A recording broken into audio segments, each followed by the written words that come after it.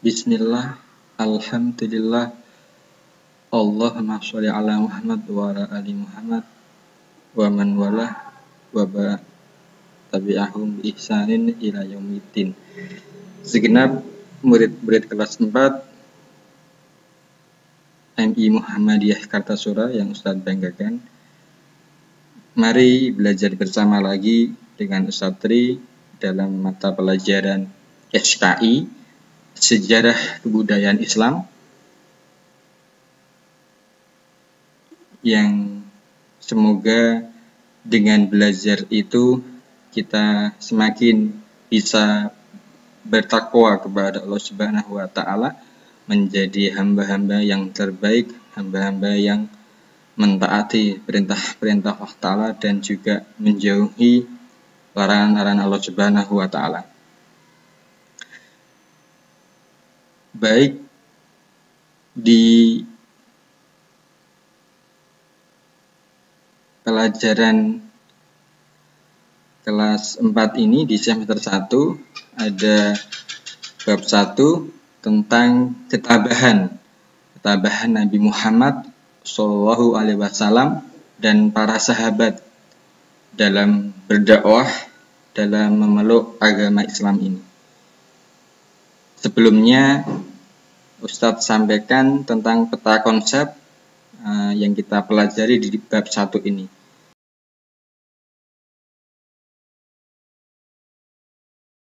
Yang pertama ada materi tentang dakwah Nabi Muhammad Shallallahu Alaihi Wasallam.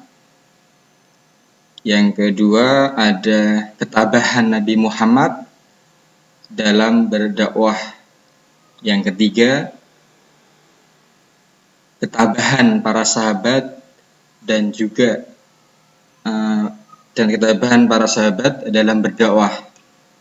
Begitu banyak ujian, begitu banyak gangguan dari para kafir Quraisy yang tiada henti-hentinya memusuhi, mengganggu keyakinan.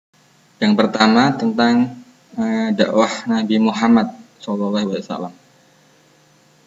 Nah, kembali ke bab yang awal tentang bab 1 terkait tentang ketabahan Nabi Muhammad SAW. Itu ada kata ketabahan. Tentunya anak-anak masih penasaran, apa itu ketabahan?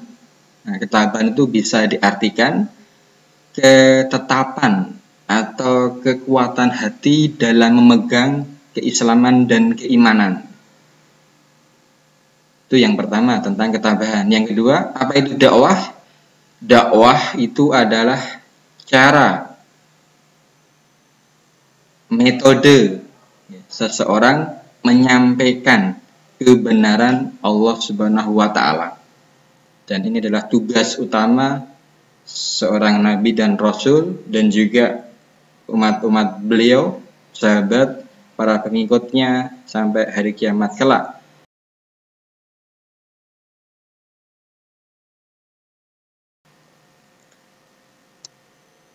Berikutnya, Nabi Muhammad itu usia 40 tahun.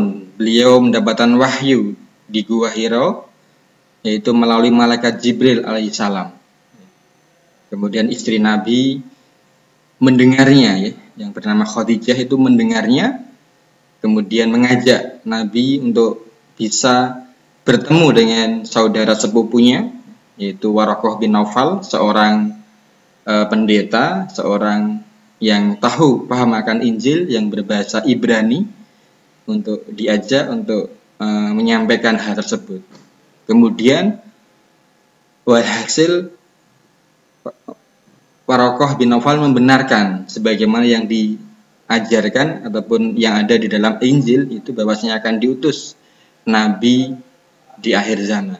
Itu benarlah, maka Muhammad bin Abdullah adalah seorang nabi terakhir, nabi yang diutus oleh Allah Subhanahu wa Ta'ala. Nah, selanjutnya setelah itu turun surat Al-Muddatsir ayat 1 sampai dengan 7. A'udzubillahi minasyaitonirrajim. Ya ayyuhal muddatsir qum fa'andzir wa rabbaka fakambir, dan seterusnya. Itu Allah Subhanahu wa taala memerintahkan Nabi Muhammad untuk berdakwah kepada umatnya.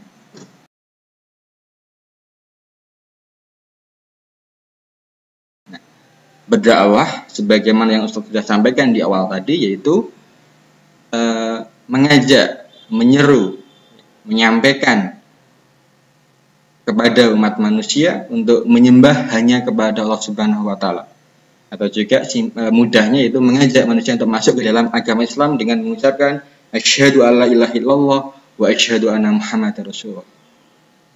Nah, kemudian metode cara yang digunakan oleh Rasulullah yaitu ada dua. Yang pertama itu adalah dengan sembunyi-sembunyi atau diam-diam, atau istilahnya sihria dengan diam-diam.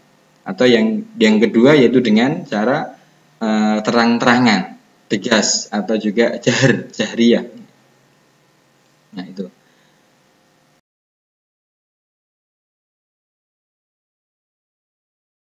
Kemudian dakwah secara sembunyi-sembunyi atau siriyah ini, yaitu setelah Nabi tadi mendapatkan perintah di surah Al-Mudaththir ayat 1 sampai dengan 7, yaitu Nabi mulai berdakwah, yaitu terbatas pada sahabat dan juga terbatas pada keluarga dan juga para sahabat dekat beliau. Maka muncullah yang namanya golongan as-sabiqunal awwalun. As-sabiqunal awwalun itu orang yang pertama masuk Islam. Kegiatan pengajaran Islam di rumah Arqam bin Abil Arqam, langsung dari Nabi Muhammad yang mengajar para sahabat ini.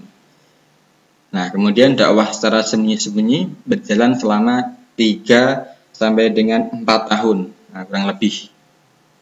Inilah sekilas tentang dakwah secara sembunyi-sembunyi.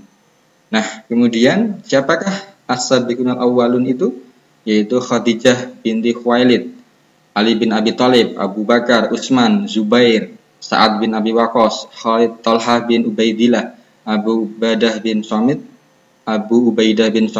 Arqam bin Abil Arqam, Ummu Aiman, kemudian juga Zaid bin Harisah, Abil Arqam, Ummu Aiman, Zaid bin Harisah.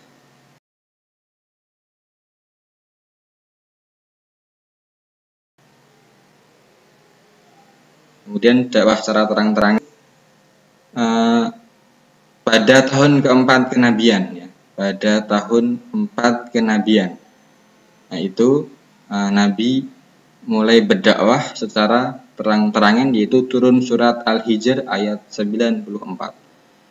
Nabi mengumpulkan kerabat dan tokoh kafir Quraisy dengan tujuan mengajak mereka untuk masuk ke dalam Islam dan menyembahnya kepada Allah Subhanahu wa taala atau mentauhidkan Allah Subhanahu wa taala. Kebanyakan dari mereka adalah menolak, baik dengan halus maupun dengan kasar, seperti contoh pamannya Nabi yaitu Abu Lahab. Setelah dakwah secara terang-terangan, Nabi Muhammad dan para pengikutnya mendapat tentangan, gangguan dari kaum kafir Quraisy yang semakin menjadi-jadi, semakin keras, semakin dahsyat. Nabi dan pengikutnya setelah tanggapan dari kafir Quraisy itu tetap sabar dan juga tidak putus asa, senantiasa minta tolong kepada Allah Subhanahu wa taala.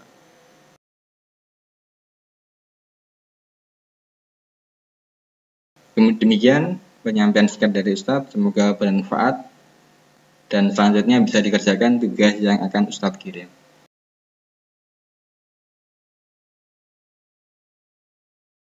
Demikian, terima kasih, jazakumullah khairan, semoga bermanfaat. Billahi fisabil haq, nasrun minallah, walhamdulillahi rabbil alamin.